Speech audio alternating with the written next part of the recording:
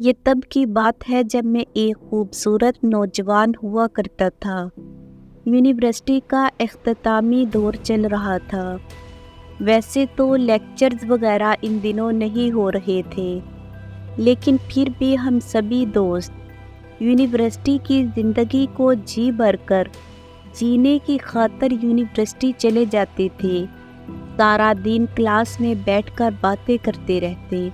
Class کی لڑکیاں بھی ان آخری دنوں میں ہم لڑکوں سے تھوڑا زیادہ ہی فری ہو گئی تھی۔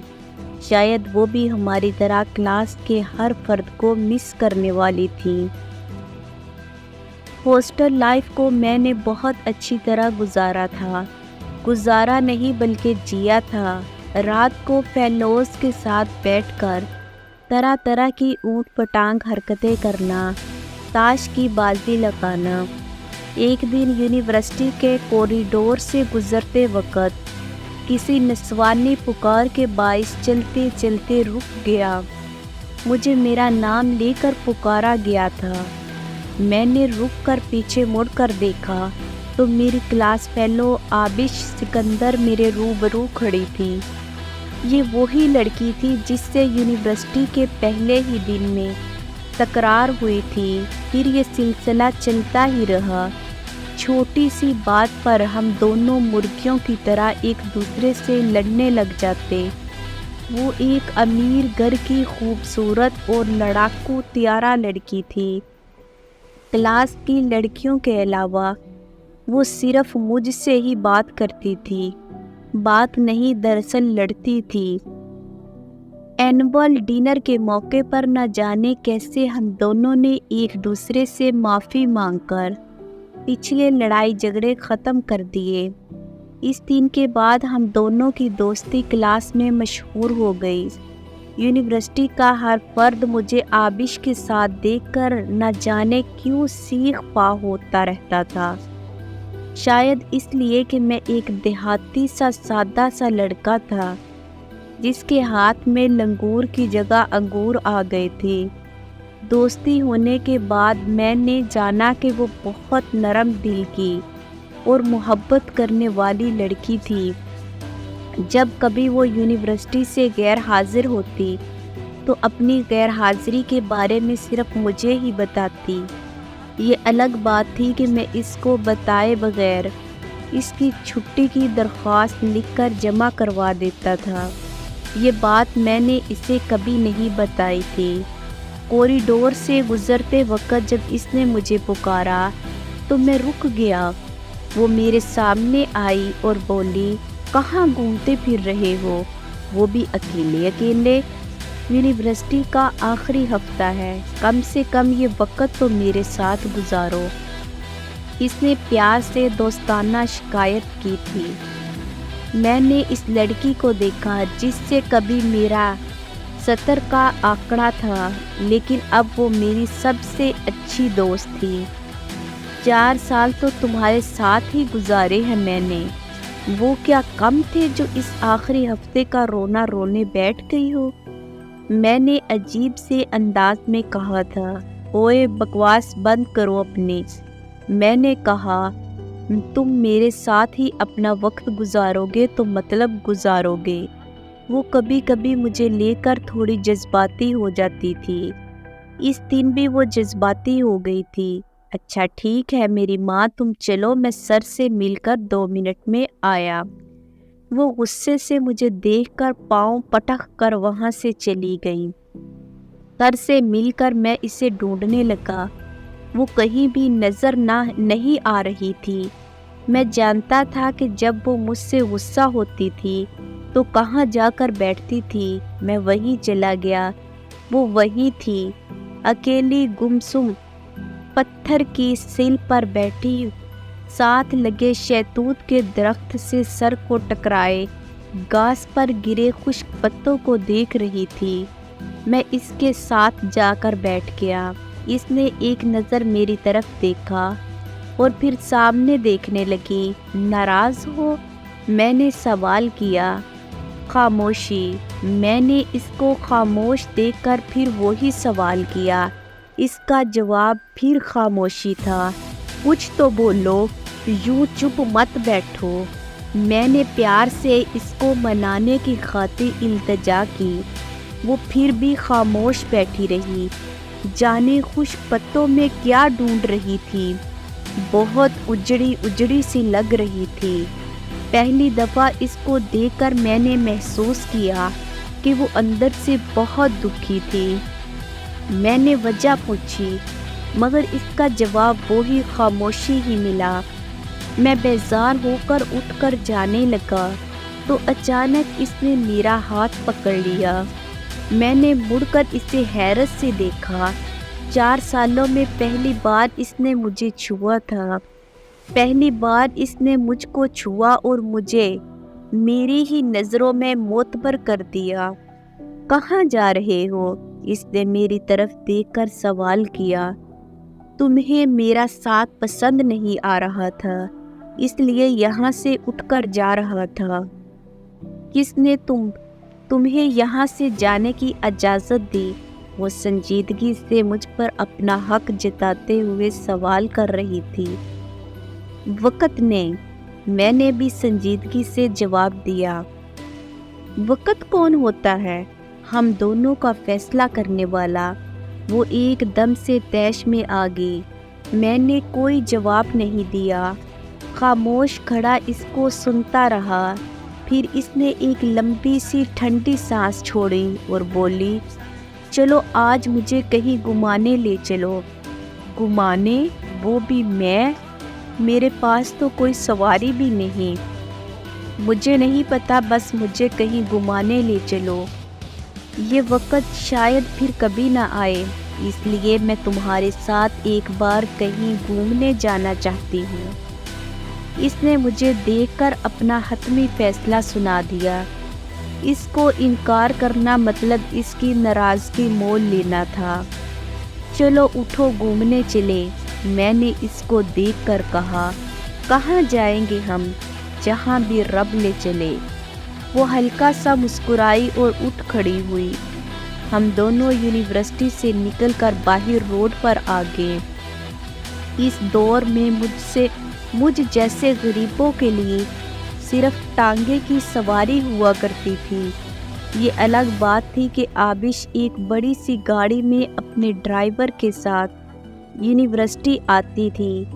ٹانگے کی سواری اس کی شان کے خلاف تھی اور میری اوقات کے مطابق۔ میں نے اسے پہلے ہی کہہ دیا تھا کہ میں تمہیں کار میں بٹھانا افورڈ نہیں کر سکتا،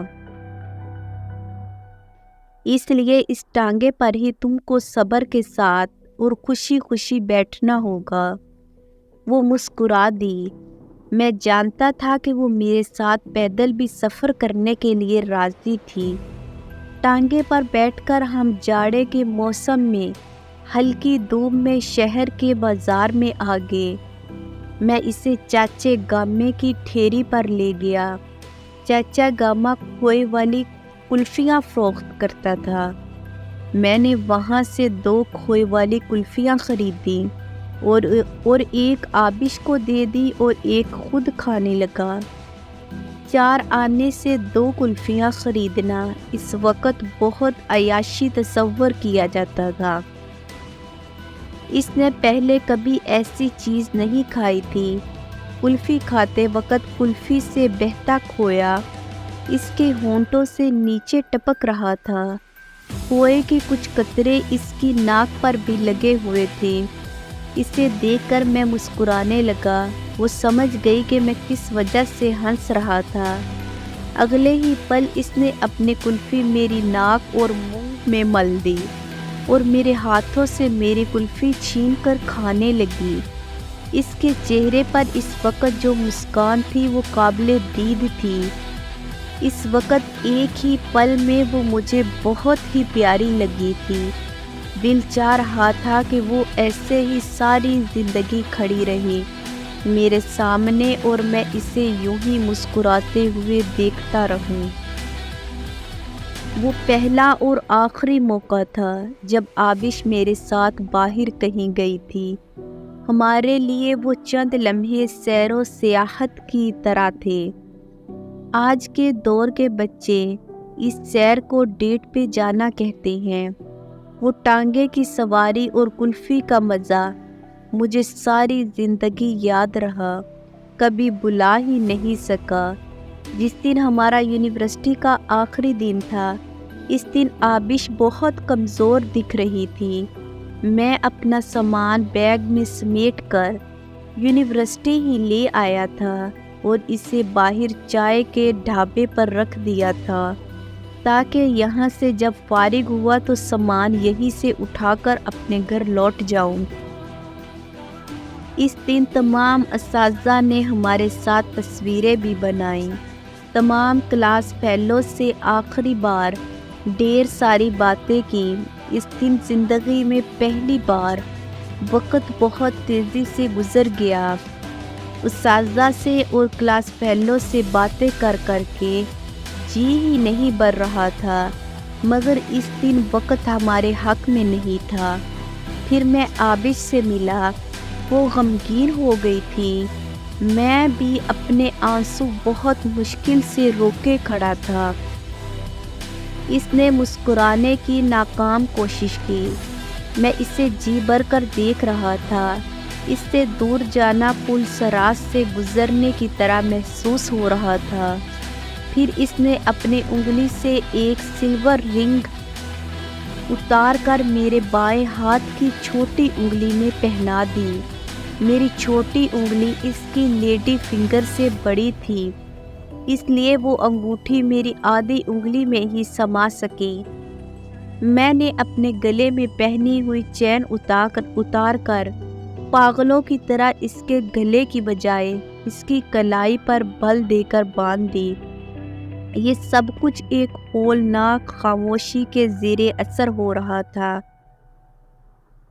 پھر وہ ایک نظر مجھے دیکھ کر ہزار ضبط کے باوجود دو آنسو جلدی سے بہا کر بغیر کچھ کہے، بغیر الوداع کیے وہ جلدی سے بھاگ گئے، اپنی گاڑی میں جا کر بیٹھ گئی۔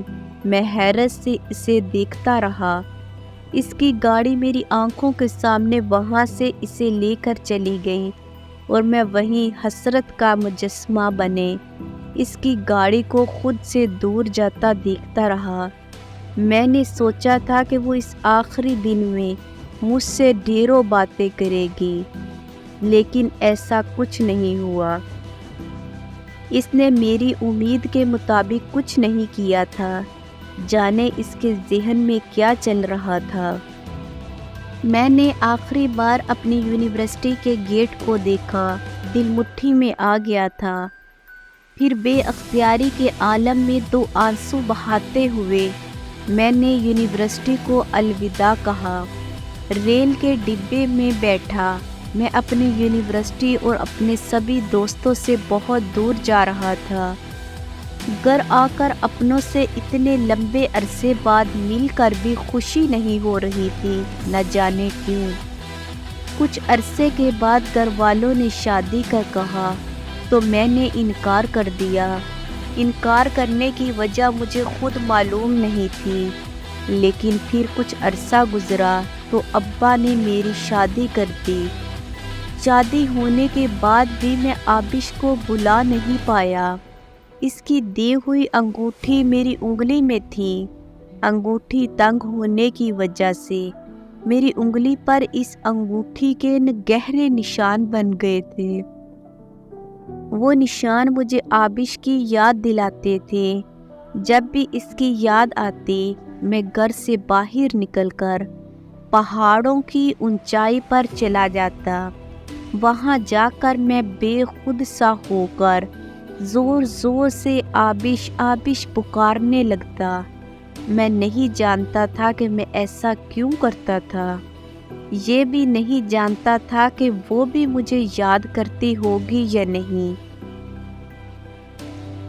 اس سارے عرصے میں بہت کچھ بدل گیا تھا۔ میں 2 بچوں کا باپ بن گیا تھا۔ ایک بیٹا تھا جس کا نام ایان علی تھا اور ایک بیٹی جس کا نام آبش تھا۔ میں نے سوچ رکھا تھا کہ میں اپنی بیٹی کو اس کا نام دوں گا، اسے کسی بھی صورت اپنے قریب رکھوں گا، ہر روز اس کو دیکھوں گا، پیار کروں گا، ڈھیر ساری باتیں کروں گا، شاید ایسا کرنے سے میرے دل کو کچھ سکون مل سکے۔ ایک سردیوں کی جاڑے والی شام میں لاہور کی مارکیٹ میں کسی کام سے گیا تھا، جب مجھے اپنے سامنے ایک خاتون بہت دیر سے مجھے تکتی نظر آئی۔ اس کے چہرے پر نقاب تھا مگر اس کی آنکھیں جانی پہچانی تھی۔ ایک دم سے میرے ذہن میں دھماکہ سا ہوا، آبش، میں نے دل ہی دل میں کہا تھا۔ اس خاتون نے اپنے چہرے سے نقاب ہٹا دیا۔ اس کا ایسا کرنا تھا کہ میرا دل مٹھی میں آ گیا۔ وہ وہی تھی آبش، میری دوست، میری سہیلی، میری بے چینی کی اکلوتی وجہ۔ میں حیرت سے اس کو دیکھے جا رہا تھا۔ وہ چلتی ہوئی میرے سامنے آ گئی۔ وہ بھی مجھے بڑی حسرت بھری نظروں سے دیکھ رہی تھی۔ اس کی آنکھیں وہی کچھ بیان کر رہی تھیں جو وہ اس آخری دن کہہ نہیں پائی تھی۔ کیسے ہو آلف؟ اس کی ایک آواز ایک لمبے عرصے بعد سنتے ہی دل کو سکون مل گیا تھا۔ میں نے ایک پل کے لیے سکون سے آنکھیں بند کر لیں اور اس کی کوئل جیسی آواز کو اپنے دل میں قید کرنے لگا۔ میں ٹھیک ہوں، تم سناؤ؟ میں بھی ٹھیک ہوں۔ یہاں کیسے آنا ہوا؟ بس ایک کام کے سلسلے میں اپنے مادر علمی شہر آنا پڑا۔ بس واپس جانے ہی والا تھا کہ تم نظر آ گئیں۔ شادی کر لی؟ اس نے اچانک سے سوال کیا۔ میں نے دل پر پتھر رکھتے ہوئے سر کو اثبات میں ہلا کر جواب دیا۔ ایک دم سے اس کے چہرے پر اسی جاڑے کی شام جیسا منظر بن گیا، جیسے منظر اس آخری ملاقات کے موقع پر بنا تھا۔ کتنے بچے پیدا کر لیے؟ اس نے خود کو نارمل ظاہر کرنے کی ناکام کوشش کرتے ہوئے ہلکے سے مسکرا کر پوچھا۔ ایک بیٹا اور ایک بیٹی، میں نے مختصر جواب دیا۔ کیا نام ہے تمہارے بچوں کا؟ نہ جانے وہ کیا پوچھنے کی کوشش کر رہی تھی۔ بیٹے کا نام ایان علی ہے، بیٹی کا نام بتاتے ہوئے شرم آتی ہے۔ اس نے ہنستے ہوئے کہا تھا۔ آبش، ہاں بولو، سن رہی ہوں میں۔ اس نے سمجھا تھا کہ میں اس سے مخاطب ہوں۔ میری بیٹی کا نام آبش ہے۔ میں نے گہری نظروں سے آبش کو دیکھا، جس کی ہنسی ایک دم سے رک گئی تھی اور وہ بہت زیادہ حیرت اور سنجیدگی میں مبتلا ہو گئی تھی۔ وہ کچھ نہیں بولی، صرف مجھے پیار بھری نظروں سے دیکھتی رہی۔ چلو آؤ، میں تمہیں ایک جگہ پر لے کر چلتی ہوں۔ اس نے میرا ہاتھ تھامنا چاہا مگر پھر ایک پل میں رک گئی۔ میری طرف اپنے بڑھتے ہاتھوں کو اس نے پیچھے ہٹا لیا۔ وہ مجھے ٹانگے پر بٹھا کر ایک یادوں بھری جگہ پر لے آئی۔ میں سوچ رہا تھا کہ وہ کتنی بدل گئی تھی۔ کار میں بیٹھنے والی لڑکی ٹانگے پر کیسے سکون سے بیٹھی تھی۔ وہ مجھے چاچے گامے کی ریڑھی پر لے آئی۔ چاچا گاما بھی بوڑھا ہو چکا تھا۔ آبش کو دیکھ کر چاچے گامے نے اس سے جلدی میں سوال کیا، آبش پتر، اج خیر تے سی، دیر کیوں کر دتی آن وچ؟ چاچے گامے کے سوال سے مجھے اندازہ ہوا کہ آبش وہاں روز ہی آتی تھی، تبھی تو چاچا گاما اس سے اس بارے میں پوچھ رہا تھا۔ بس چاچا، بازار گئی سی، اوتھے ہی دیر ہو گئی۔ میں حیرت سے آنکھیں پھاڑ پھاڑ کر اس لڑکی کو دیکھ رہا تھا، مگر آج وہ بہت اچھی لگ رہی تھی۔ پھر آبش نے اپنے پرس سے 4 آنے نکال کر चाचे को दिए। चाचे ने इसे 2 खोए वाली कुल्फियाँ दी और बोले, ਪੁੱਤਰ ਕਦੀ ਤੇ ਦੋਨੋਂ ਕੁਲਫੀਆਂ ਖਾ ਲਿਆ ਕਰ, ਬਸ ਇੱਕ ਹੀ ਖਾਂਦੀ ਏ, ਦੂਜੀ ਨੂੰ ਬਸ ਤੱਕਦੀ ਰਹਿੰਦੀ ਏ। चाचे की बात ने मेरे दिल पर ज़रब सी लगाई थी। वो क्या थी और क्या बन गई थी। चाचे को आबिश बहुत पसंद थी, इसलिए वो इस दौर में भी जब 10 रुपए में भी एक कुल्फ़ी नहीं मिलती थी, वो 4 आने में 2 कुल्फ़ियाँ इसे दे देते थे। आबिश ने एक कुल्फ़ी खुद ले ली और दूसरी कुल्फ़ी मेरी तरफ बढ़ा दी। मैंने आबिश को देखा जो बड़े चाव से कुल्फ़ी खाते हुए मुझे देख रही थी। इस दिन इसने सारी कुल्फ़ी बग़ैर नाक और मुंह गंदा किए खाई थी, जबकि इसे देखते देखते मेरे हाथों में पकड़ी कुल्फ़ी पिघल कर मेरे हाथों को गंदा कर गई थी। मैंने देखा कि इसकी कलाई में मेरी दी हुई चैन वैसे ही बंधी हुई थी। तुम्हारे बच्चों का क्या नाम है? मैंने यूं ही पूछ लिया था। इसने मेरी तरफ ज़रा ठहर कर देखा, फिर मेरे चेहरे पर नज़रें टिका कर बोली, बच्चों के नाम तब रखे जाते हैं जब बच्चे हों, और बच्चे तब होते हैं जब शादी हो। हाँ, अगर मैं शादी करती और मेरे बच्चे होते तो मैं अपने बेटे का नाम आलिफ रखती। इसने खुद पर न जाने कैसे ज़ब्त कर रखा था, जबकि मेरा ज़ब्त जवाब देता जा रहा था। फिर मैं इससे कोई और सवाल न कर सका, क्योंकि इसका हर जवाब मुझे ज़िंदा दरगोर कर देता। मैंने अपनी उंगली से इसकी दी हुई अंगूठी उतार कर इसकी उंगली में पहना दी और बग़ैर कुछ कहे वहाँ से अपने देश लौट आया। ना ही मैंने कुछ कहा था और ना ही इसने मुझे रोका था। रेल के डब्बे में बैठे हुए सारे रास्ते मेरी आंखों से आंसू बहते रहे। सालों गुजर गए, मेरी उंगली पर इसकी अंगूठी से बनने वाले निशान आज भी मौजूद हैं। उस निशान वाली जगह को दायरे की शक्ल में सुई से खुरचता रहता हूँ, जिससे वो ज़ख़म बन जाता है और वो ज़ख़म मुझे आबिश की याद दिलाता है। आज इस बात को आधी सदी गुज़र गई है, मेरी उंगली पर वो निशान आज भी बाकी है।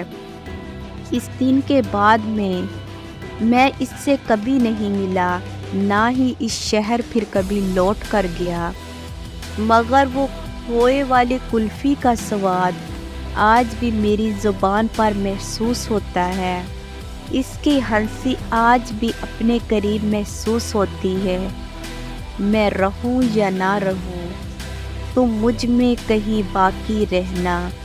मुझे नींद आए जो आखिरी, तुम ख्वाबों में आते रहना। बस इतना है तुमसे कहना, बस इतना है तुमसे कहना।